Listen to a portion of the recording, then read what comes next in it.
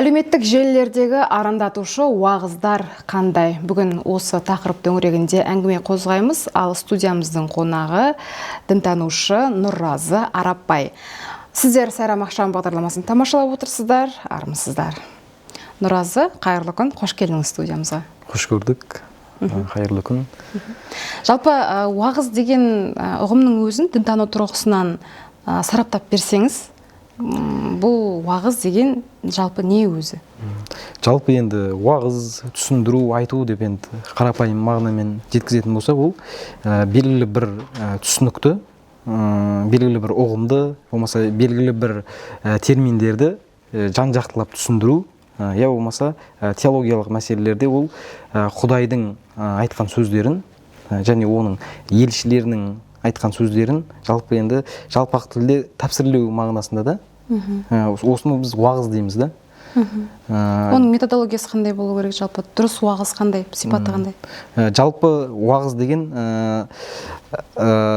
дұрыс әдеп ақлақтарға сәйкес келетін нәрселерді, жаңағыдей пайғамбарлардың істеген іс-әрекеттері бар, иә. Құранда нақты келген аяттарды нақты түсіндіре білу, оның ашылмаған қырлары болса ашып түсіндіру мәселелерінде белгілі бір шеңберден, белгілі бір көрсетілген дәлдіктен шығып кетпей, сол регламентпен түсіндіру ғой, былай айтқан кезде. Қазір жалпы тамада да уағызшы, спорт қызметкері де уағызшы, спорт өкілдері де, тағы кім, блогер де уағызшы болып кетті ғой. Жалпы олардың уағыз айтуға моральдық бір кәсіби құқы бар ма? Жалпы негізі Қазақстан Республикасының діни қызмет және діни бірлестіктер туралы заң бар. Ол жерде арнайы дін маманы болу керек, сондай шарт бар да негізі. Дін маманы бола алмасаң, ол діни белгілі бір мағыналарды сіз ауытқып кетуіңіз мүмкін. Әлде бұл заңның тағы бір толықтыратын тұстары бар, ол алдағы уақытта болады деген нені естіп жатырмыз. Бірақ та сіз мамандығыңыз бағандағындай шоумен, тамадасыз, ал белгілі бір анадан естіген, мына молдадан болмаса бір уағызшыдан естіген сөздеріңізді сіз ары қарай оны жетілдіріп, оны түсіндіру үшін де сізде арнайы бір білім керек та. Ол қалай айтсақ болады, бір жақсы сөзді сіз алдыңыз, и ол басқа біреуге жеткіздіңіз да. Ал қазіргі айтып жатқан адамдар ондай емес та. Белгілі бір ключевой сөзді алып алады. Құранда мысалы жақсылыққа шақырыңдар деген секілді аяттар мен хадистерді алып алады да, и өздеріне қарата туралап алады да. Манипуляцияға қарай бұрмалайды. Со арқылы кейбіреулер байғысы келеді, қайырымдылық насихаттағысы келеді. Дұға сатады? Дұға жасайды. Ондай көптеген ситуациялар болып отыр да. Мәселен, мысалы халалым деген қазір енді бағдарлама болып жатыр ғой. Сол жерге қатысқан бір азаматша Мекке қаласына барып, сол жерде енді оның аудиториясы көп қой. Үлкен кеңінен кеңістікті қабылдап алды өзінде, белсенділік жоғары. Ол Мекке қаласына барып, жаңағыдей тікелей эфирге шығып, мен осы жақтамын, маған жаңағыдей дұға тілектеріңді айтыңдар, және осыған байланысты маған қаражат аударыңдар деп нақты өзінің эфирінде айтып отырды. Ол адам мынандай да, мұқтаждық есебінде сіз қажылыққа баратын болсаңыз, біреудің артынан бәдәл қажылық деп айтып жатады ғой енді. Сол секілді сізде өзіңізде бір, қалай айтсақ болады, мұқтаждық болмаса, сіз өзіңіз баруыңыз керек та қажылыққа. Ал сізде ортада посредник болып, мысалы, оның да бір діни формалар өзгеріп кетіп жатыр да. Осындай нәрселер қоғамда үлкен бір қауіпті белеңге айналып жатыр да. Сонда халықта жалпы мынандай ой қалыптасуы мүмкін да. Бізде онлайн арқылы сол жақтан біз қаржымыз болса барлығына қол жеткізуімізге болады екен ғой деп, негізгі құндылықтарды, негізгі діни моральды ұмытып кетіп жатыр да. Енді қазір мына әлеуметтік желі заманында өмір сүреміз, ақпараттық технологиялар дейміз, жасанды интеллект шығып жатыр. Енді интернеттің шекарасы жоқ қой. Мысалы, жаңа өзіңіз айтпақшы Меккедегі эфирді мына қазақстанда отырып тамашалап отырмыз. Осы әлеуметтік желілердегі бұрыс арандатушы уағыздарды қалай ажыратуға болады? Қазіргі кезде әлеуметтік желі өзіңіз айтқандағыдай жаһандану кезеңінде ол үлкен кеңістік. Бұрындары мысал үшін ақпаратты газет, журналдарға шығатын болса, қазір әп-сәтте бір оқиға болатын болса, бір оқыс оқиға болса да, ол қоғам алдында үлкен бір шуға айналып кетеді, үлкен бір резонанс қалып келеді. Дәл сол секілді де қазір адамның бәрі осы виртуалды кеңістікке, барлығы осы сондай өмірге арнап тастады өздерін. Және де сол жерде барлығын онлайн барлық нәрсенің шешімін алғысы келе береді. Одан кейін қазір енді ғалымдардың зерттеуіне сәйкес адамның қалай айтсақ болады, өзіне назар аудару нәрсесі бар ғой, мысалы Reels форматтары бар, интернеттегі. Соларды назар аудару бір 3 пен 10 секундтың арасында ғана болады екен да. Клиповое мышление дейді ғой. Жалпы айтқанда солай. Уже былай қарағанда адамның уже қабылдау деңгейі бара-бара қысылып бара жатыр да. Ол саған мысал үшін интернетте неше түрлі уағыздар шығады, үлкен сабақтар шығады да. Оның просмотрын қарайтын болсаң, 10 адам бір үлкен аудитория болатын болса, 100 адамнан асып кете қоймайды да. Неге? Өйткені оны сіз бір сағаттап қарап отырмайсыз. Өйткені қазір жылдамдыққа үйреніп кеттіңіз. Жылдам нәрсе, жылдам виртуалды кеңістік болғаннан кейін осындай мәселелердің салдарынан неше түрлі қазір коучтар да көбейіп кетті ғой. Псевдокоучтар деп жалпы айтсақ болады бұны. Бағанағыда қосып кететін нәрсе, ол дұғаларын сатады. Одан кейін мен саған кел Құран оқуды үйретемін дейді.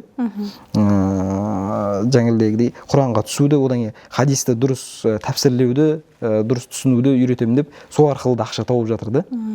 Және соған сәйкес арандатушы уағызшылар да көп. Өзіміздің елімізде де біршама уағызшылар бар.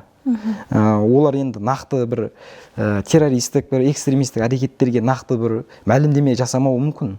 Бірақ уағыздардың ішінде астарлы, бір астыртын бір ойға күмән салады. Ойыңызға күмән салып қояды. Нақты сіз істе деп айтпайды. Оның уағыздары енді өрдегі азаматтарды үлкен бір психолог деп қарауымыз керек. Өйткені өзінің аудиториясын қарайды, қаншалықты бұлар маған нені талап еткісі келеді, нені қабылдағысы келеді, ол алдын ала зерттейді. Сол секілді біртіндеп сізді бір радикалды бір тұлға ретінде шығаратын ситуацияларды көріп жатырмыз да жалпы. Таяу шығыста басталған араб көктемі дейді ғой, жалпы сол Сирия бар, Ливан, Ливия. Сол жақтағы соғыстарға шақыру үшін осы деструктивті діни ағым өкілдері саяси мақсатта, өзінің әскерін толықтыру мақсатында әлеуметтік желілерді өте кеңінен қолданды. Негізі цифрлы джихад дегенде бір атау беріп қойды. Жаңа өзінің сарбаздарын тарту үшін әлеуметтік желіні жақсы қолданды. Енді бұның зардабын тартқан азаматтар да өте көп болды. Мысалы, өзіңіздің тәжірибеңізде осындай мысалдар болды ма? Жаңағы арандатушы уағызға еріп кетіп, сондай жаза басып, түрмеге тоғытылып, немесе осы жас өмірін сондай бір өкінішпен өткерген азаматтардың оқиғасы болды ма? Жалпы ондай оқиғалар болды. Қазір де көріп жатырмыз. Мәселен, кейбір жасөспірім деңгейдің өзінде осындай арандатушы уағызшылардың әсерінен, болмаса қазіргі кезде болып жатыр ғой.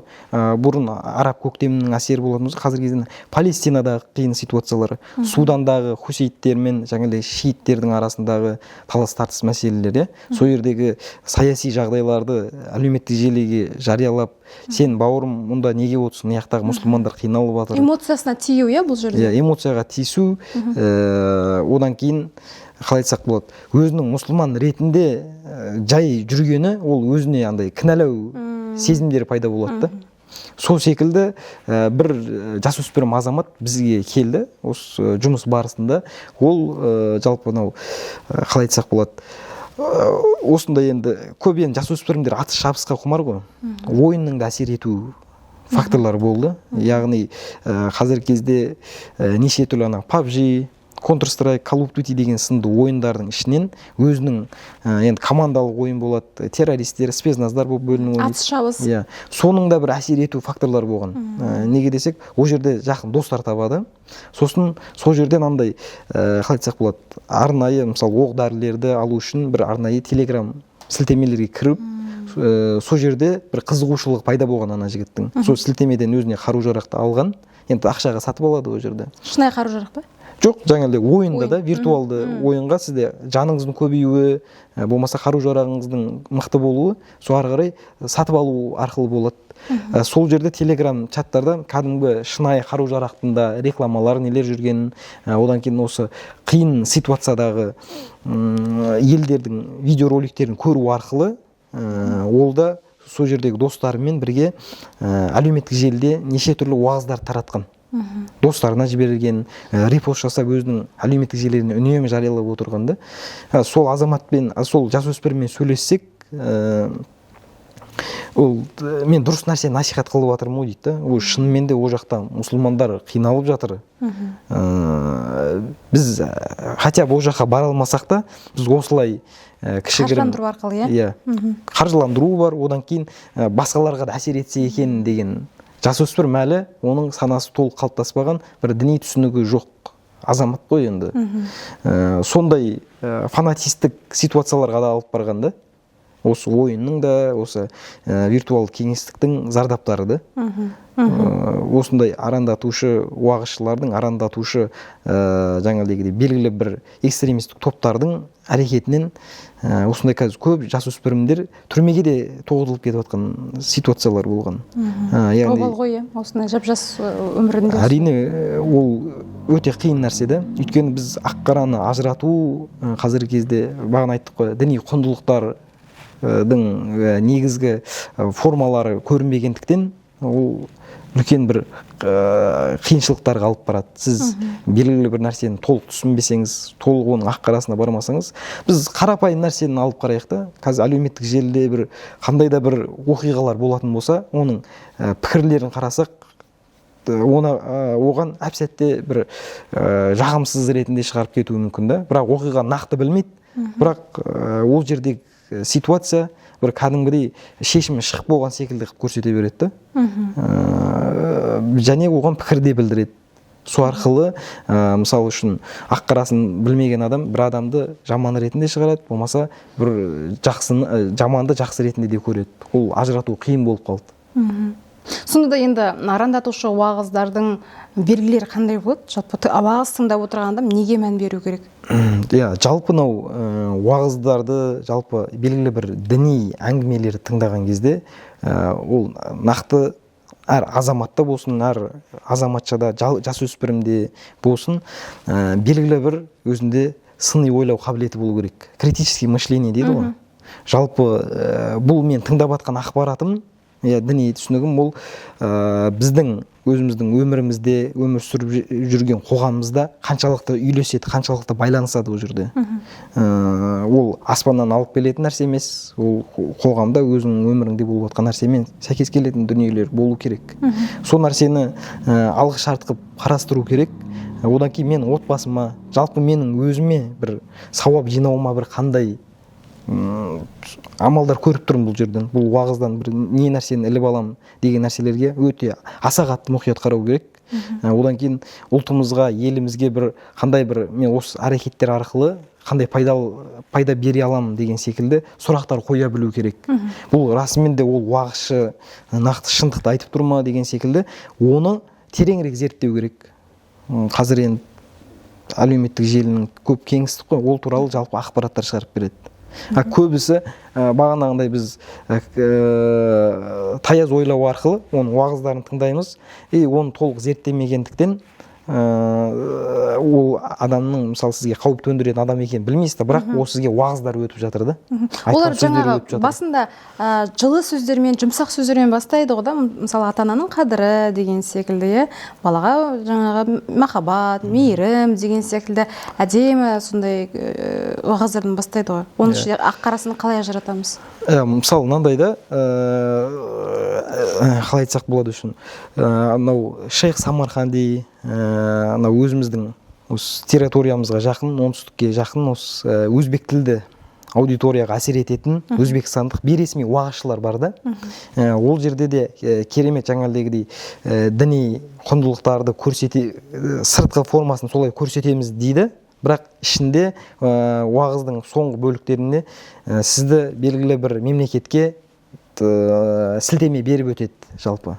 Сілтеме беріп отқанда Қалай бар айтсам деген болады? секілді ма? Мына жаққа бар деген Ол жақтағы мұсылмандар қиналу үстінде. Ал сен мына жерде тайрандап жүрсің Біз неге осындай сәттер болса біз соған дайынбыз ба? Ертең ақыр заман келеді.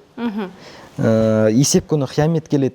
Біз сол кезде Құдайдың алдында біз дайынбыз ба дейді да. Мысалы үшін мен ана мұсылманды қорғай алмадым. Сол сөзге жауап бере аласың ба деген ғой жалпы айтқан кезде. Біз сол нәрселерге дайынсың ба? Дайын болсаң жүре бер деген секілді астарлы түрде жеткізетін бұрмалаулар ғой. Иә, бұрмалау уағыздар. Ал ол уағыздар біздің оңтүстік өңірдегі өзбек тілді диаспораға, өзбек тілді қоғамға біршама әсер етіп жатқан жайттарын көреміз да. Сол арқылы да істі болып, соның уағыздарын таратып, әлеуметтік желіге салып, қазіргі кезде соны таратқан азаматтар терроризм бабы бойынша сотталып кетті. Түрмеде отыр. Ол азаматтармен сөйлессек, мен сол эмоцияға салынып қойдым. Мен дұрыс сауаты болмағаннан кейін, мен сол нәрсені шынайы екен деп ойлап қалдым дейді. Жаңағы Садық Самарқандиді айтып қалдыңыз ғой. Тағы да Абдулла Зуфар көп қой онда, өзбек тілді шетелдік уағызшылар. Тағы кімді атап айтып? Абдулла Зуфар бар өзбек тілді, Шейх Самарқанди, Абдулла Бухари, Самарқанди екеуі сәйкес келеді. Сондай секілді уағызшылар көп та. Шейх Абдулла деп қалай айтсақ болады, өзінің шынайы аты болмаса да псевдоним. Иә, солай ат қойып шыға береді жалпы. Одан кейін мысалы ТМД елдерінің шеңберінде де сондай діни авторитет, активистер де көбе. Оларда дінтанушы емес, бірақ діни активистер деген дұрыс болатын шығар. Мысалы жаңа Кастекский деп жатады, иә. Тағы да кімдерді айтуға болады? Абдулла Кастекский, жаңағыдегідей, Абу Омар Сасильтинский деген осы ТМД төңірегінде енді дагестандық уағызшылар орыс тілді. Орыс тілді. Ахмет Мединский деген уағызшы болған. Енді ол қазір дүниеден өтсе де, бірақ оның әлі күнге дейін оның уағыздары әлеуметтік желіде белсенділікке ие да.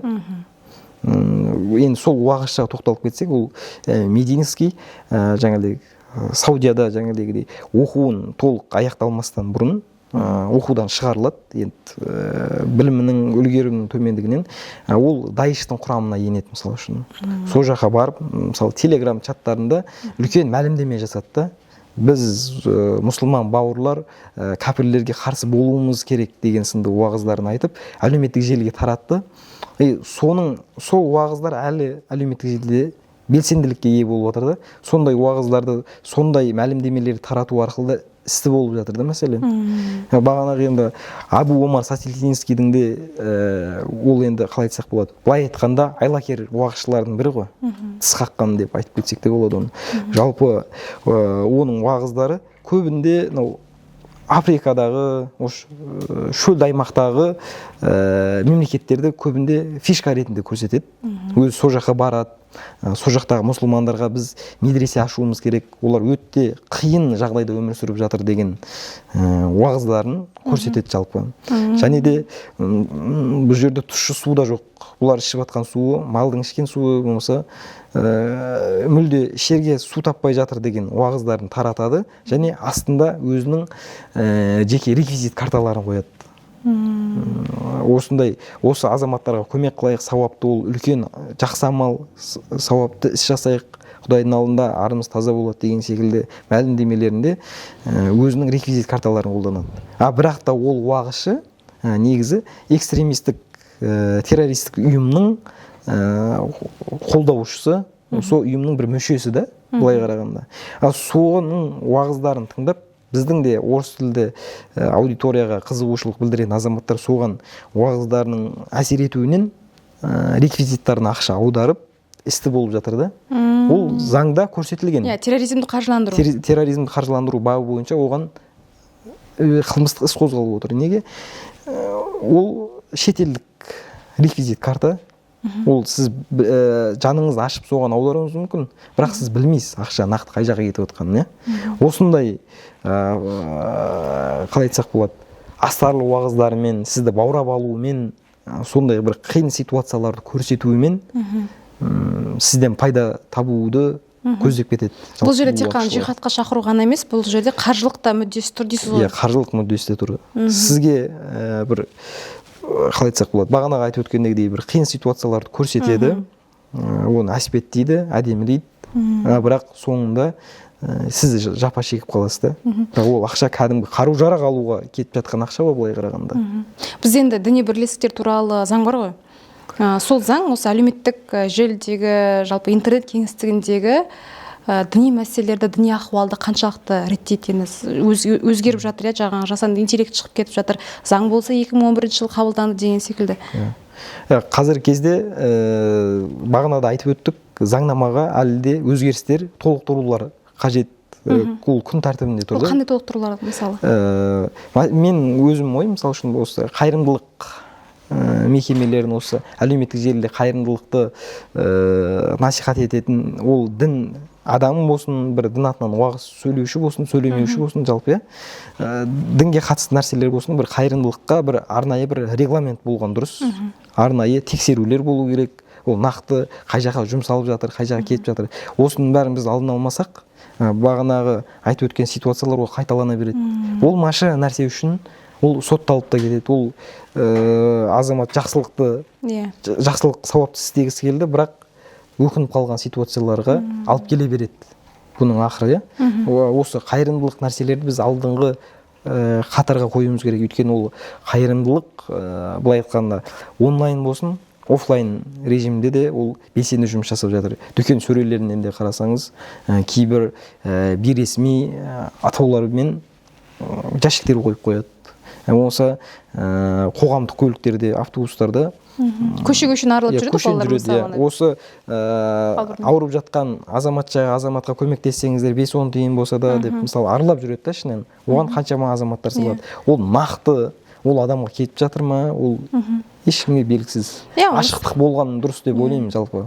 Мысалы жаңа Перизат Қайраттың оқиғасы бар, одан кейін алдында ерлі-зайыпты, жаңағы орамал тартатын дін жолындағы ерлі-зайыптылар қайырымдылыққа жинаған ақшаны ойынға салып жібергенді. Осындай жағдайлар мысалы халықтың қайырымдылыққа деген сенімін түсіріп жүрген сияқты. Қазіргі кезде өзіміздің елімізде де неше түрлі блогерлер бар ғой. Енді былай үлкен бір телешоуларда бір гиб ойнату арқылы былай танылып алып, арғарата осындай астыртын өздерінің пайдасына көздейтін бағанағы азаматымыз жақында ғана істі болды. Оған арнайы сот үкімі шығып, ол түзеу мекемесіне кетті. Бірақ оның ситуациясында арнайы сценарийлер жасап, бір шынымен де мұқтаж болып отқан семьяға өзінің ақшасын беріп, қайтадан алып, өзінің қалай айтсақ болады, гонорары өзінің келіскен ақшасынан өте үлкен суммаларды өзіне алып, оған мұқтаж жанға аз-маз ақшасын беріп, берілген ситуацияларды көріп жүрміз. Сол үшін оның барлығы да ол қоғамға, әлеуметтік желіге шыққаннан кейін бір қайырымдылықтың бір құндылығы да оның белгілі бір әдебі де кетіп қалғанын көреміз. Мәселен, бір-екі адамдардан мысалы сұрайтын болсаңыз, ой, қайырымдылық не қылам, о мешітке салсаң басқа жаққа кетеді, мына жаққа салсаң басқа жаққа кетеді деген секілді неше түрлі пікірлер жүреді.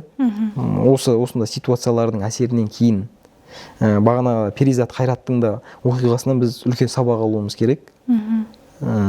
Сол секілді оның жасап жатқан әрекеті, қайырымдылық насихаттап жатқан нәрселердің барлығы заң шеңберінде көрініс табуы керек. Кейбір мекемелерде бар, қайырымдылықты насихат етіп, ішінде кәдімгі бейресми уағыздар жүргізетін, бейресми кездесулерді дін төңірегінде белгілі бір идеологияға итермелейтін, басқа бір мемлекеттің жарнамалық бір арнайы қорлары да бар да. Бұның өзіне де осындай толықтырулар, тексерулер қатаң болған дұрыс деп ойлаймыз. Өйткені жағдай төмен отбасылар, жағдай төмен азаматтардың бала-шағасы осындай қайырымдылық мекемелерді жағалайды.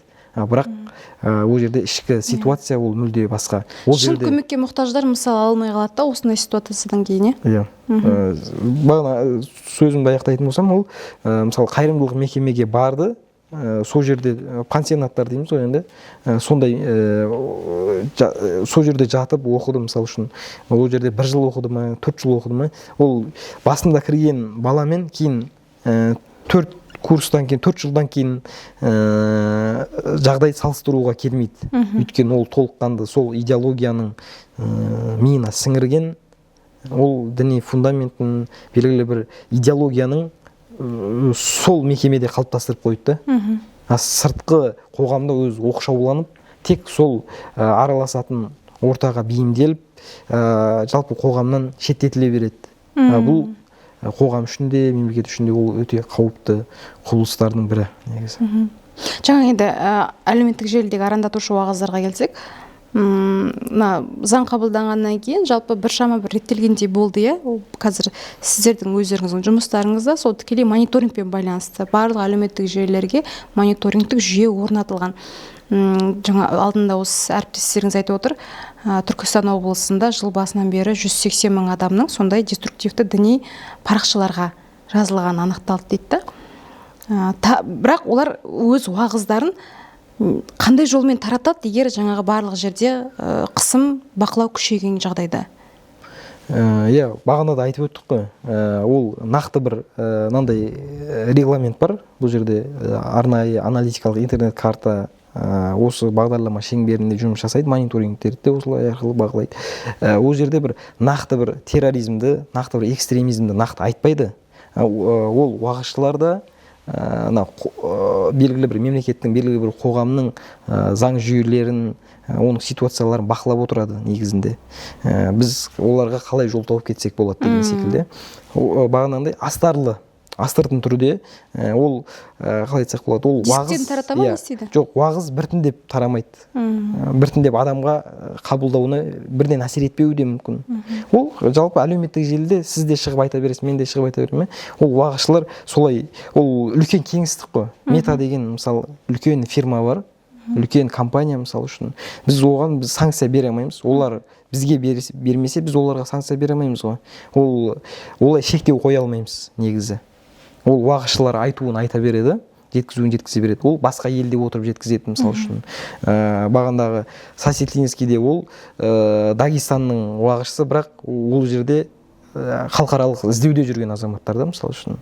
Бірақ ол басқа бір мемлекетте отырып алып, тікелей VPN арқылы уағыздарын жүргізе береді. Оған ешқандай шектеу жоқ. Ол өйткені Мета ол үлкен компания. Қалай қарсы тұрамыз енді ондай уағыздарға? Бұл өз кезегінде сауатты болуымыз керек. Медиа сауаттылығымен де бағана сыни ойлау қабілеттерімізді жетілдіре білуіміз керек. Қазір біз әлеуметтік желілерде көбірек көрсетіп жатырмыз ғой, осы арқылы істі болып жатқан азаматтарды көбірек көрсетеміз. Сол секілді біз өз алдымызға шығарып жатқан, алдымыздан шығып жатқан мәліметтерді толыққанды зерттеп, оған лайк баспастан бұрын, оны сториске жарияламастан бұрын біз біршама осындай ой елегінен өткізіп алғанымыз дұрыс.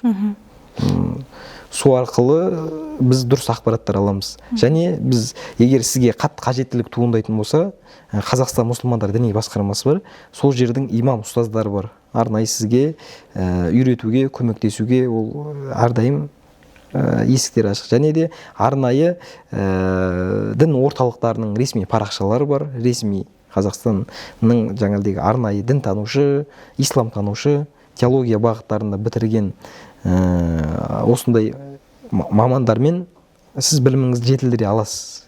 Егер сізге онлайн қажет болса да, немесе сыртқы офлайн форматында солай қабылдауымыз керек. Ал біз бейресми, ол біздің мемлекетімізде ол мойындалмаса, ол бізге қажет емес. Біздің арнайы өзіміздің сараптама комиссиясынан, үлкен ғұламалар кеңесінен өткен азаматтардың оң қорытындысы болу керек. Оның уағыз айтуына, оның шәкірт қабылдауына деген секілді. Осындай талаптарға, осындай ерекшеліктерге қарайтын болсақ, біз адаспайтын боламыз. Көбінде ондай сұрақтар болмайды өзінде. Мынау дұрыс айтып жатыр екен, бұл да шетелде оқып келіпті. Мысалы, шетелде оқып келген азаматтың өзінде біздің елімізде ол сараптама комиссиясынан өтпесе, ол да бізге қауіпті.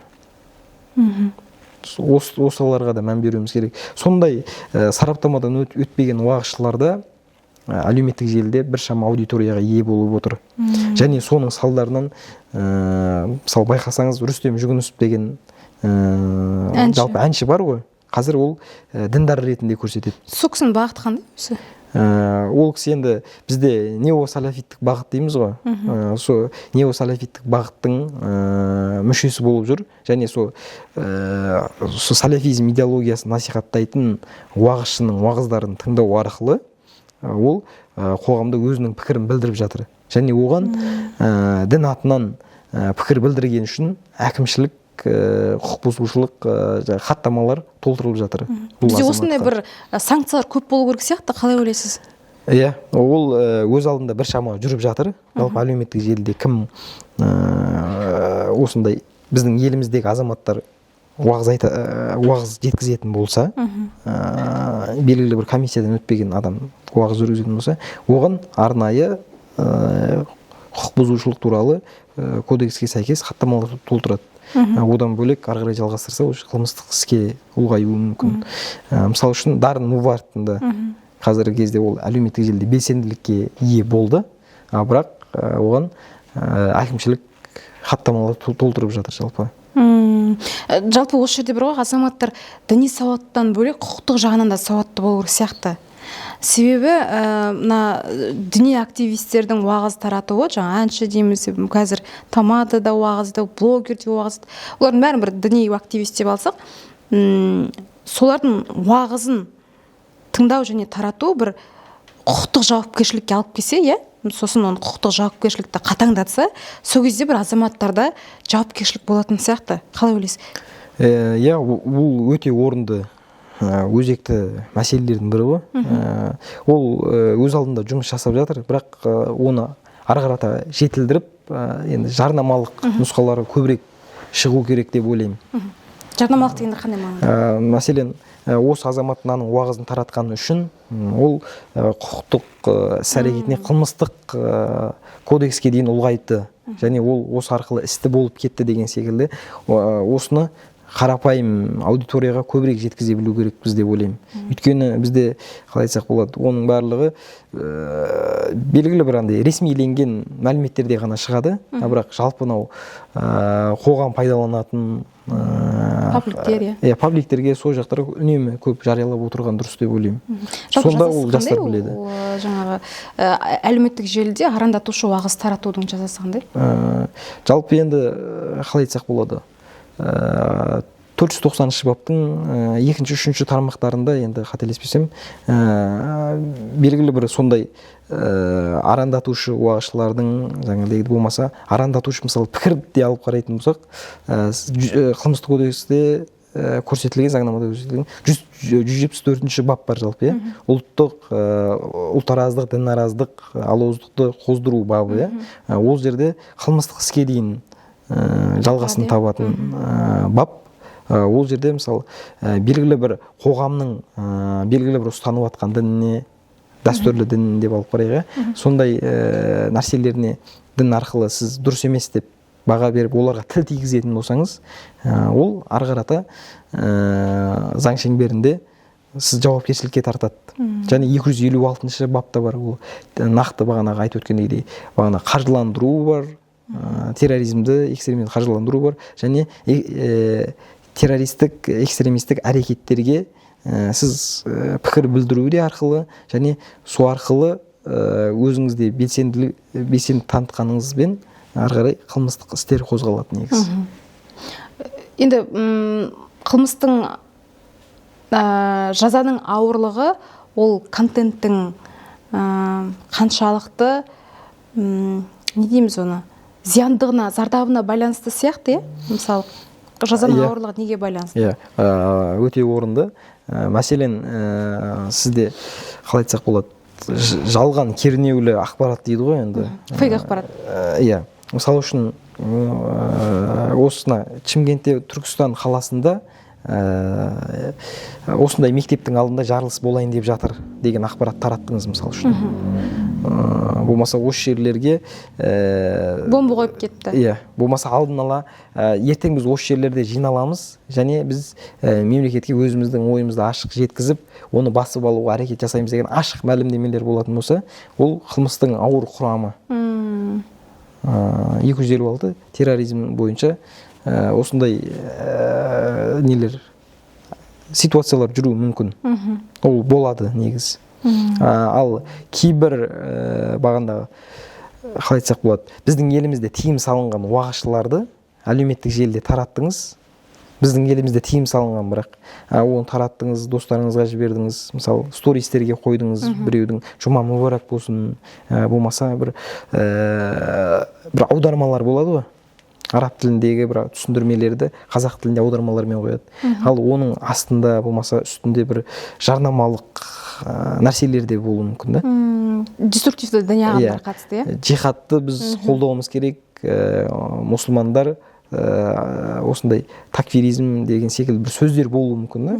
Ключевой бір сөздер болуы мүмкін. Ол да бағанағындай терроризмді насихаттады деген айыппен іс қозғалатынын ескеруіміз керек, ұмытпауымыз керек бұл нәрселерді. Жалпы бізде арабша сөз көрсе бітті, мынау ислам діні екен деп қабылдайтындар бар ғой. Иә.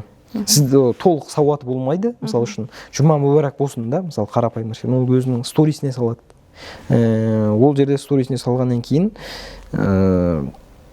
астында бір сөздер болады, міндетті түрде. Болмауы да мүмкін, бірақ көбінде сондай әсемделінген неше түрлі картиналар шығады ғой, соны қояды. Бірақ ол жерде оның мағыналарын ешқайсысы түсініп, ешқайсысы оның байыбына барып жатқан жоқ. Ол айтады, мен жақсы нәрсені қойдым ғой, жақсы нәрсе ғой деген секілді өзін айтқысы келеді, бірақ сырттан келетін қауіп өте қазір құбылмалы нәрсе болып тұр да.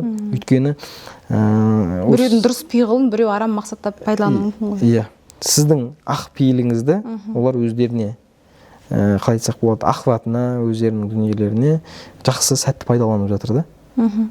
Сосын қазір мына нәрсені халыққа түсіндіру керек сияқты, мысалы кез келген әлеуметтік желідегі парақшаны қолдан жасауға болады, немесе сатып алуға болады. Мысалы, сіз жаңағы дұрыс бағытта бір парақшаға жазылайыншы, мына жерде жақсы рухани әңгіме айтылады екен, рухани қажеттіліктерімді өтейді екен деп жазылып алғаннан кейін, ол біраз уақыттан кейін бір деструктивті біреу сатып алуы мүмкін ғой. Иә. Осы жағын түсіндіріп айтып өтсеңіз, себебі бізде бір әлеуметтік желіге шыққан нәрсенің бәрін ақиқат деп қабылдайды, немесе дінге қатысты нәрсенің бәрін ақиқат деп қабылдайтындар бар да. Иә, мәселен де бір аккаунт болады. Ол жерде енді қоғамда болып жатқан неше түрлі жағдайдың барлығын салады. Сол арқылы да бағанағындай таргетке береді, басқа қылады, ахватын жинайды. Бірақ бір сәтте ол аккаунт өзгеріп кетеді. Пәленше шейх, Мұхаммед шейх, Абдулла деген секілді лақап-аттармен осылай шығып кете береді. Және ол аудиторияда көбінде тірі дейді ғой, живой белсенділігі бар азаматтармен жинақтайды енді жалпы айтқан кезде. Бұған дейін айналысты ғой жинақтаумен. Иә. Ары қарайта оны мысалы үшін Нұрдәулет деген блогер оны үлкен қаражатқа мысалы шетелге сатып жіберуі мүмкін. Әлде осы жақта отырған өзінің мақсатына пайдаланатын, арам мақсатына пайдаланатын тұлғаға сатып жібереді оны. Сол арқылы ол әсер етеді.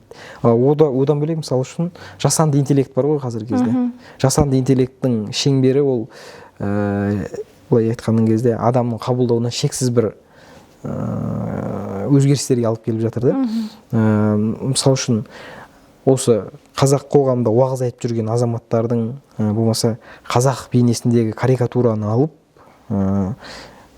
соған жан бітіріп, мысалы үшін, дипфейк дейді ғой оны. Иә. Сондай ақпараттарды, мысалы, бізде дәстүрімізде жоқ нәрселерді, болмаса дінімізде жоқ нәрселерді сондай уағыздардың арасына қойып, бағанағыдай қайырымдылықты жасап жатқан сондай искусственный интеллекттің әсер ету фактылары біршама тіркеліп жатыр қазіргі кезде.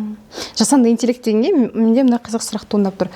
Жалпы пәтуа сұрайтындар бар екен жасанды интеллектпен. Бұның қаупі қандай? ChatGPT дейді ғой енді. Ол жерде қазіргі кезде ес білген баладан бастап үлкен азаматтарымыз, үлкен аға көкелеріміздің өзі де сол ChatGPT-ге жүгініп жатыр да. Ол жерде қалай айтсақ болады, қандай ақпараттарды болсын, сізге байқасаңыз сұрағыңызға сұрақ ретінде жауап бергісі келеді. Болмаса біреулердің пікірлерін өзінің пікір ретінде беруі мүмкін. Өйткені ол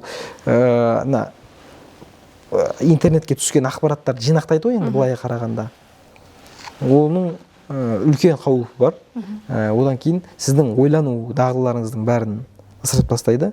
Мысалы үшін мына бір ақпарат тапқыңыз келді, толыққанды мысалы ChatGPT өзінің жүйелеп шығарып береді. Бірақ ол жердегі информацияны оған кім беріп жатыр? Ол қай жерден алып жатыр ChatGPT-дің? Мүмкін ол деструктивті діни ағымдардың уағызы шығар, жаңа таратқан информация. Оны бөліп шығармайды. Ой, мына Қазақстанда мына нәрселер тыйым салынған, мен оны фильтрімнен өткізіп, мынаны былай берейін деген секілді, ода ондай түйсік жоқ ол ChatGPT-де. Кеңістікте қандай нәрсе бар, барлығын алдыңызға қойып береді. Жалпы енді болашақта кейбір елдер осы ChatGPT-ді дұрыс мақсатта жаңа пәтуа шығару үшін қолданбақшы екен да, мысалы Иран дедім ба, бір жерде оқыдым. Сондай перспективасы болуы мүмкін ба? Мысалы Қазақстанды біздің өзіміздің ақидамызға, өзіміздің мазхабымызға лайықты дүниенің бәрін жинап, бір пәтуа шығаратын, айтайық, қосымша қолданба жасап шығарды деген сияқты. Осындай мақсатта қолдануға болады ма? Қазіргі кезде енді көп ғұламалар, ғалымдар айтып жатыр, енді бұл жерде діни сұрақтарға ол ChatGPT-ден көмек сұрау ол өте қауіпті деп айтып жатыр. Бағанағындай қауіптерді айта келе. Бірақ та оны бәлкім алдыңғы уақытта жетілдіруіне байланысты біздің қазақстандық нұсқада біз оны толыққанды қолдана аламыз ба, және оны дұрыс бағыт бағдар бере аламыз ба? Осы мәселе осы да. Ол бізге шетелден келетін дүние болғандықтан біз арнайы оған бағдарлама орната алмаймыз ғой. Мүмкін қазақстандық арнайы бағдарлама болатын болса, бәлкім оның бір шешімі болу керек шығар онда. Мен естідім, мысалы OpenAI компаниясы арнайы бір контентке тыйым салады да, оның ішінде жаңағы сексуалдық сипаттағы контенттер бар, одан кейін террористік сипаттағы контенттер бар екен да. Егер мысалы біреу жаңағы қыру жою секілді немесе террористік акт ұйымдастыру секілді запрос сұраса, бұны бірден ChatGPT бұғаттап отырады екен да. То есть бұл жаңағы бір сол өз деңгейінде реттелетін нәрсе екен. Енді келесі сұрақ, жаңағы бізде ана 2016 жылы теракт болды ғой Ақтөбеде. Соның хроникасын қарап отырсақ, сол жердегі жаңағы жігіттің мотиві ол жаңа кәпірлерді өлтірмекші болған екен да. Кім айтты бұны десе, мен тыңдап жүрген шейхім айтты деген екен. Шейхынан барып сұрап, сен неге бүйтіп айттың десе, ол мен өйтіп айттым, мен біреуді өлтір, жар деп айтқан жоқпын. Мен не деген, кәпірдің қаны адал деп айтқан екен да. Мысалы, соны жаңағы біздің азаматтарымыз теріс түсініп қалатын сәттер болады да. Осындай бір теріс түсініп қалған, немесе біреудің ығына кетіп қалған, еріп кеткен, сондай бір мысалдар келтіре аласыз ба? Осы әлеуметтік желіде бір айдаладағы шетелдегі бір шейхтің әңгімесін тыңдап алып, сөйтіп кейін қате жолға түсіп кеткен, адасып кеткен. Ондай ситуациялар күнделікті былай қарағанда көптеп кездесіп жатыр ғой енді. Енді бағана діни сауаты, саяси сауаты болмағаннан кейін осындай қақпандарға түсіп жатады.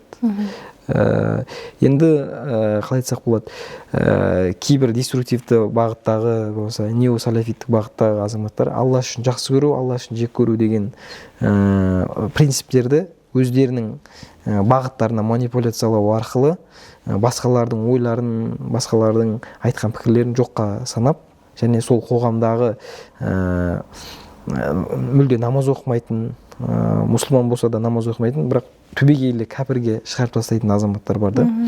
Ал олардың жасап жатқан істерінен бір оларды пайдаланып кету, оларға бір қалай айтсақ болады, алдап кетсек, ол біз үшін адал деген түсініктері де бар, өз алдына. Мысалы, малын тартып алады екен да, кейбір ауылдарда осындай нәрселер бар екен. Мен соны естіп шошыдым, жаңағы намаз оқымайтын адамның барып малын тартып алуға бізге болады деген өзіне рұқсат беріп алған да, солай. Осы мәселе вандализмде көбірек мәселені бүйтіп осы деструктивті бағытта жүрген азаматтармен сөйлесетін болса, олар көбінде жүріс-тұрысы кезінде үлкен бір қылмыстық топта болған, немесе біреуге сондай бір ортада жүрген азаматтар көбірек қосылып жатыр да. Бір деструктивтен екінші деструктивке қосылады сондай. Кезінде ол өте қауіпті жолда жүрді. Енді бұл жерде дін арқылы ақтап алу принциптеріне кетіп қалды да. Бірақ мінез-құлқы өзгерген жоқ қой. Өзгерген жоқ. Ода ешқандай құндылықтары сол күйінде тұр. Бірақ діннен алатын ол дінді қалай айтсақ болады, маска ретінде киіп алды, бірақ жасап жатқан әрекеті сол. Бізде былай жасай беруімізге болады екен ғой. Ол значит кәпір не істесек те ол Құдай алдында біз жақсы екенбіз деген түсініктер қалыптасып жатыр.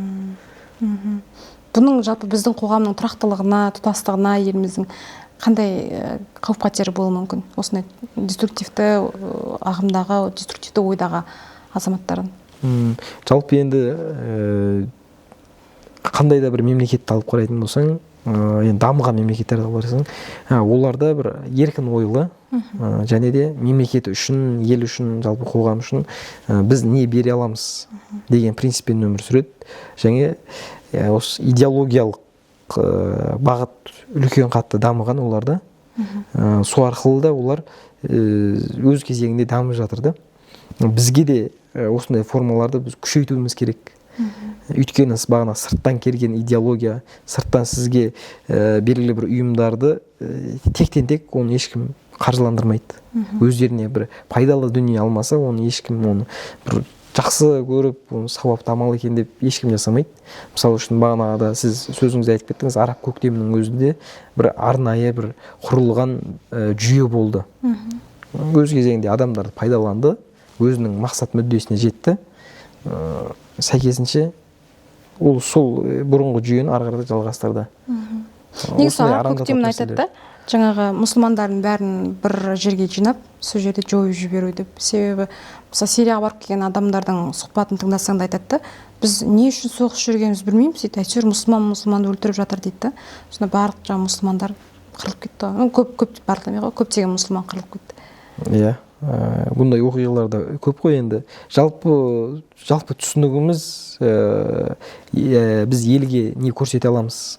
Ол мынандай ғой, мен дін ұстандым деп біз басқа нәрсенің бәрін сарп етуге болмайды. Оны қойып кетуге болмайды. Сіз мықты инженер болыңыз, дін ұстаныңыз, сіз мықты кәсіпкер болыңыз. Мысалы дамыған елдерде солай да. Мәселен шетелдік мысалы үшін Макс Вебердің арнайы еңбегі бар да, капитализм рухы деген. Ол жерде протестанттық бағытта бөлім шығады. Христиан дінінде протестант. Ол жердегі католицизмдегі бір қатып қалған андай мемлекет ісіне араласып кетті. Мысалы неше түрлі оқиғалар болды ғой. Содан бөлініп біз дінді ұстаймыз, бірақ біз басқа нәрселерді, өмірлік қажеттіліктерді біз тоқтатпауымыз керек деген арнайы жүйеге қойды. Сол арқылы протестантизм әлемде кең етек жайып, үлкен бір дамыған мемлекеттердің көрінісіне айналып жатыр да. Сондай секілді біз дінді ұстануымыз керек, біздің елімізге пайдалы болатын және қоғамға пайдалы болатын дүниелерді істеуіміз керек деген әр азаматта сондай бойында қағида болу керек деп ойлаймын.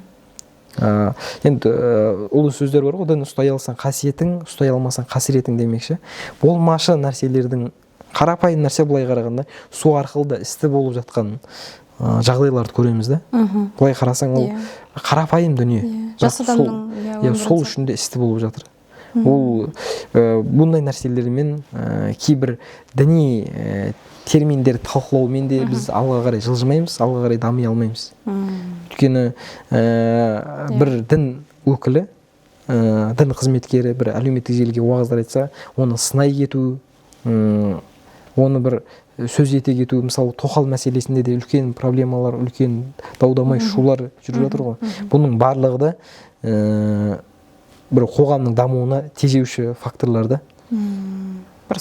Осы мен кейде былай ойлаймын, әлеуметтік желілерді қарап отырып, біздің салт дәстүрге қарсы дінді қою бір сыртқы күштердің әдейі салған ірткісі ма деп. Себебі былай қарасаң, бір тарап салт дәстүрді жоққа шығарады да, екінші тарап қарасаң олар исламофоб та. Мысалы Тредті қарап отырсаңыз, Тредті де атеист, кәпір, діншіл деген сұмдық айтыс-тартыстар жүріп жатыр ғой. Осы Тредті айтпақшы сұрағым, Тредті мониторингтен өте ме? Қазір кезде ол алдағы уақытта қолға алынып жатыр. Енді қазір басқа да платформалар көріп жатыр. Енді Тредтің дамып жатқан енді бір-екі жылдың төңірегі ғой.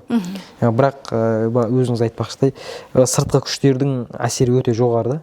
Ол белгілі бір қоғамда қай нәрсе азшылық болып жатыр, қай нәрсеге мұқтаждық танытып жатыр олар, соған қатысты идеологиямен айналысады олар. Мысалы бізде қазақилыққа қазіргі кезде белсенділік жоғарылауда. Соған байланысты көптеген уағызшылар өздерінің формаларын өзгеріп жатыр. Тақия киіп шығады мысалы үшін да. Ол бір дисруптивті бағыттың өкілі, неосалафиттің өкілі, бірақ ол тақиясын киеді. Бірақ та ол салт дәстүрді мойындамайды. Бірақ ол қоғамға әсер ету үшін ол сондай әрекетке барады. Сол секілді де бізде кейбір басқа дін өкілдері бар, басқа діни ұйымдар бар.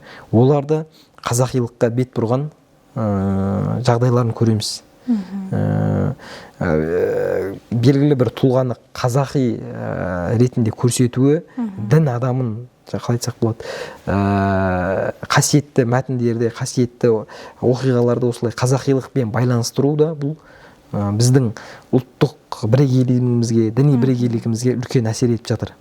Арнайы жиын кештерде бұл бір қазақи бір рухани кеш болып жатыр деп ойлауыңыз мүмкін, бірақ ол жерде белгілі бір діни ұйымның миссионерлік жұмыстары көрініс табады, жүріп жатуы мүмкін. Осы нәрселер біздің қоғамымызға үлкен кері әсерін туғызып отыр ғой, былай қарағанда. Шеттен келетін біздің, қалай айтсақ болады, бағанағы арабизацияланған, болмаса тәңіршілдер. Тәңіршілдер бір жауап емес пе? Әсіре діншілдікке, арабизацияға қарсы жауап емес пе? Әлде бұл да бір күштердің қаржыландыратын? Белгілі бір күштердің әсері ғой негізі. Бағана мәселен осы араб құлдар деген терминнің өзін арнайы күштер сол нәрсені туындатқызып отырды. Мысалы үшін паранжамен шығады, басқамен шығады, әлеуметтік желіде бір резонанс тудыратын нәрселер шығарады ғой енді. Сіз мені көрдіңдер ме, араб құлдар бүйтіп жатыр деген сияқты? Сол нәрсені арнайы қолдан шығаруы да мүмкін да ол нәрсе. Соған сәйкес тәңіршілдер де бір-біріне сондай формалармен атысып жатады. Бірақ олардың негізгі мақсаты жалпына діни түсінікті, діни құндылықты мүлде жоққа шығару және өздерінің пайдасына. Біз бабаларымыз шынымен де тәңіршіл болған екен ғой деген түсінік қалыптастыру, немесе біз нағыз арабтардан енген нәрсені біз қазір оның салтында, дәстүрінде біз ұстануымыз керек деген пікірге алып келуі мүмкін, былай қарағанда. Енді былай алып қарағанда, енді егер сіз дінтанушы болсаңыз, мысалы әлемдегі діндер, жаңағы әртүрлі тәңіршіл, бұның барлығының айналып келгендегі концепциясы, бір ортақ идеясы, бұл өзіңнің мүмкіндігіңнен тыс бір күшке табыну ғой, мысалы Құдай дейміз, Құдайға мысалы иман келтіру деп жатамыз. Оны бір айналып келген кезде бір концепциясы, философиясы бір сияқты, қалай ойлайсыз? Қандай да бір дінді алып қарайтын болсаңыз, немесе сенім жүйесін алып қарайтын болсаңыз, ол қоғамдағы бейбітшілікке, бірлікке шақырады. Құдайды тануға шақырады. Және де біз өзіміздің істеген іс-әрекеттеріміздің қателіктеріне кешірім тілеу және дұға сұрау, белгілі бір Құдайға сенетін адам болса, Құдайға бір құлшылығын жасау, бір жақсы, игі нәрсені насихаттайды. Қандай бір діндерді алып қарасаң да. Ал соның ішінен бөлініп жатқан, өздерінің саяси мақсаттарына пайдаланатын үлкен күштер, бұл дін деген өте үлкен нәзік нәрсе ғой, нәзік. Оны біз арнайы бір не қойамаймыз, диагноз қойамаймыз. Ол өте қиын. Және соны өздерінің мақсатына сәтті пайдаланып жатқан топтар бар. Бұл жерде тек қана адамның өзінің ішкі сауаттылығы, оқу білім алуы көмектесетін сияқты. Өзінде бағанағындай иммунитет болу керек қой. Ақпаратты алатын кезде бізде сыни ойлай білуіміз керек. Қазіргі кезде көбісі былай қарағанда мақаланы да ешкім оқымайды, газет журналды да оқымайды. Осының салдарынан көптеген қателіктерге алып келіп жатыр ғой. Сұхбат барысында деструктивті уағыздар, арандатушы уағыздар туралы сөйлестік қой. Енді дұрыс бағыттағы уағыздар деп кімді тыңдауға болады? Мысалы, қазір шығып кетті ғой, жаңа TikTok молдалар шығып жатыр, Нұрлан имам дейміз, Қабылбек ұстаз дейміз. Солар мысалы, мына кісілер тыңдауға болады деген секілді бір рекомендация берсеңіз. Жалпы мынау қазіргі шығып жатқан, бағана айтып өттім ғой, біздің елімізде Қазақстан мұсылмандар діни басқармасы, ол жерде мұсылман жамағаттар үшін ресми дерек көздері болып табылады. және сол жердің қандай да бір уағызшысы, арнайы ұстаздарының ешқандай проблема мәселеге алып келмейді. Ол кісілердің қандай уағызшысы болсын, қандай ұстазы болсын, ол кісілерден тыңдай беруіміз керек. Ол өйткені ресми муфтияттың жарлығымен шығарылған ұстаз, арнайы дін өкілі, дін өкілі ол. Ол өз кезегінде сізге онлайн жауап беруі де мүмкін, немесе мешітке барып тікелей өзінің сабақ кеңестерін алуыңызға болады жалпы. Ал әлеуметтік желіде кімді тыңдауға болады? Енді әлеуметтік желіде бағанағыда ғой, сол Қазақстан мұсылмандар діни басқармасы ұсынылған Нұрлан имам болсын, Қабылбек имам болсын. Парақшасына жазылып тұру керек, иә, парақшасына жазылып, егер сізге мысалы көп азаматқа әртүрлі аудиторияға әсер ететін уағызшылар болады. Біреуге мысалы үшін жұмсақ айтуы мүмкін, біреуге қатты айтатын уағыздар мүмкін. Сондай белгілі бір ұстаздарды таңдайды. Мысалы үшін сізге мысалы үшін қатты айтса, сізге бір әсер ететін тұстардың назар аударады. Сол секілді ол ешқандай мәселеге алып келмейді. Яғни Қазақстан мұсылмандар діни басқармасынан өткен ұстаздар болса, және де арнайы дін танушы, ислам танушы мамандар. Ол өйткені арнайы дипломы бар, арнайы білім алған, және ол сараптама комиссиясынан өткен. Сараптама комиссиясы дегенде сонда бұл жаңағы шетелден білім алып келген, немесе елімізде білім алған барлық дін танушыларды сараптамадан өткізетін орталық қоя, осы комиссия туралы. Жалпы белгілі бір орталықтың, белгілі бір қалай айтсақ болады, мекеменің азаматтары болады ғой. Сол кісілерге жүгінуіміз керек та. Және сол арнайы қалай айтсақ болады, енді сіз жұмысқа кіру үшін де арнайы комиссиядан өтесіз. Сізге диплом беретін кезде де, ол дипломды қабылдайтын кезде де, сол кезде сараптама комиссиялар болады. Ол өзіміздегі ғұламалар бар, мықты профессор, докторлар бар, солардың мақұлдауымен, және де шетелден доктор болып келіп, мысалы үшін Скопус деген арнайы не бар ғой, мақала шығаратын үлкен осындай журналдар бар. Сол жерге мақаласын жариялау арқылы да ол яғни сіздің мықты маман екеніңіздің дәлелі ретінде көрсетеді, және мақұлданатын дүние. Мына нәрсені бізде көп адам білу керек секілді. Себебі мысалы жаңа діни активистер отырып алады да, бір-екі аят хадис жаттап алады да, діннің сарапшысы сияқты пәтуа шығарып, үкім шығарып отырады ғой. Осы ақпарат көп айтылу керек сияқты. Иә, және де ол заңға әлі өзгерістер енеді. Алдағы уақытта ол жүзеге асуы да мүмкін. Тек қана ол дін маманы ғана сөйлеу керек. Дін атынан белгілі бір пәтуа болсын, белгілі бір дүниелерді тек дін маманынан алған дұрыс. Өйткені қазір қоғамдағы түрлі резонанстардың барлығы да осы білімсіздіктің салдары ғой, бұларға қарағанда. Неге осы жаңағы блогерлер дейміз, осы әлеуметтік желідегі белсенділер, спортшылар өздерін бір тақуа етіп көрсеткісі келеді? Соның ар жағында қандай мотив бар? Мәселен енді көбінде мысалы спортшылар арнайы олимпиадаға барады, белгілі бір чемпионаттарға барады. Сол жерден келгенде белгілі бір діни топтардың, белгілі бір діни жамағаттар оған шапан жауып, үлкен бір машинелерін, көліктерін беріп, сол арқылы да әсер етіп, оның діншілдік деңгейіне әсер етіп жатқан факторларды көреміз. Діннің амбассадоры болу үшін. Иә, діннің амбассадоры, жақсы, керемет айтып жатсыз. Сондай өздерінің жамағаттарын күшейту мақсатында сондай мықты бизнесмен болмаса мықты әнші, тамада деген нәрселерді өзінің аудиториясына қосу арқылы ол ертеңгі күні бір үлкен күшке, үлкен саяси күшке де айналуы мүмкін. Жалпы болжамдарға сәйкес. Оның да бір үлкен қаупі бар. Мәселен, кезінде мысалы әнші болып жүріп, кейін хиджаб тағып, дін төңірегінде әңгіме айта бастағанда әншілерді көреміз.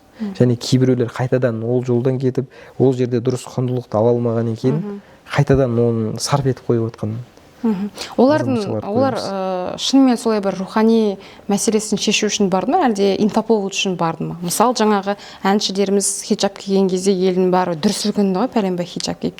Шешкен кезде екінші бір дүр сілкінді да, сол кезде біз уже ұпайында екі инфоповод бар да, мысалы, біз журналистердің тілімен айтқанда.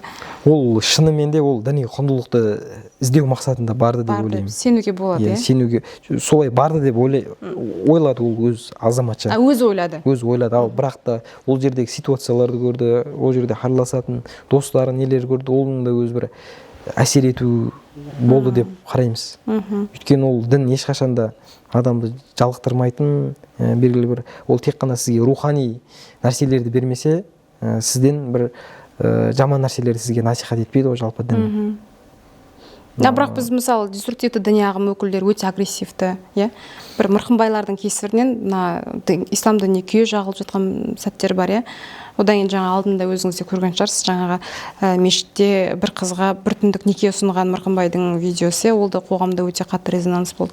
Осындайлардың кесірінен мысалы ислам дінінің келбеті бір бұзылып баратқан сияқты. Иә, ол қоғам алдында өз кезегіндегі бір алауыздыққа, дінді жаман ретінде көрсетуі, ол енді сыртқы күштер ғой. Бірақ та біз негізгі өзіміздің салт пен дәстүрмен байланыстырған кезіндегі анау Қарахан мемлекетінен қалыптасқан жүйелерді біз ұмытып қойып жатырмыз да. Ол дінде осылай істеуге болады екен деп, дінге емес адамның істеп жатқан әрекетіне дінге баға беріп жатқан ситуацияларды көреміз. Және де сол арқылы дінді жек көрініштік исламофобия туындататын дүниелер шығып жатыр. Бұның барлығы да өз кезегінде алдағы уақытта бір үлкен қауіпке апаруы мүмкін. Енді ана тыныштықтағы қауіп деп баға беруімізге болады да бұған. Немесе біздің қоғамның өзін бір күтуі бар сияқты, мысалы, ол ислам дінінде ма, ол осындай тақуа болу керек деген секілді. Ал шын мәнінде ол да адам ғой, ол да пенде, ол да қателеседі. Сондықтан бұл өзіміздің әркімнің өзінің бір орысша айтқанда ожиданиясы дейді ғой, ожиданиясына өзі жауап беру керек сияқты. Иә, өте орынды. Нұразы мырза, сұхбатыңызға көп рахмет.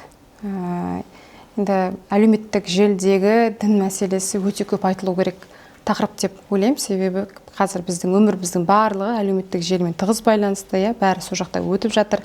Жастарымыз, жас өскелең ұрпақ өсіп келе жатыр, оларға да бұл тақырыптар өте көп айтылу керек деп есептеймін. Сұхбатыңызға рахмет. Рахмет. Сау болыңыз. Құрметті көрермен, Сайрам ақшамы бағдарламасының бұл шығарылымында біз әлеуметтік желілердегі арандатушы уағыздар деген тақырып төңірегінде әңгіме қозғадық. Бүгінгі студиямыздың мейманы дінтанушы Нұразы Арапбай болған естеріңізге саламыз. Келесі кездескенше.